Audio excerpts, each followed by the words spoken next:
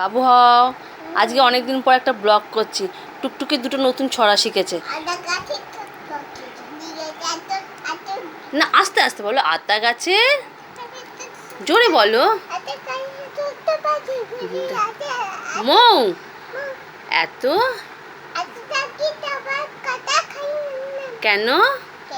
বউ ও খুব রেলগাড়ির মতন বলে। আচ্ছা, আরেকটা বলো, জনি জনি। না, জনি জনি বলো না, এম বললে চলবে না, জনি জনি বলে ফেলো, বলে ফেলো, জোরে বলো। ইটিং, ভালো করে গলা ছেড়ে বলো। টেলিং লাইস, তারপর কি হবেন? আর ওপেন বলো, ওপেন ইওর। হ্যাঁ, কি হবে?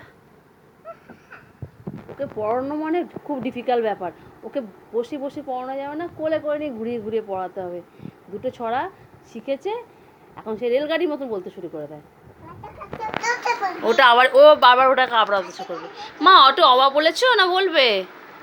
বলো না তো, অবাটু অবা বলবে? ও আর বলবে না, ঠিক আছে, পরে বলবে তো। ও আতাকা তোতা পাখি বলতে ব্যস্ত। ঠিক আছে, তুমি জানলা ধারে কি দেখছো?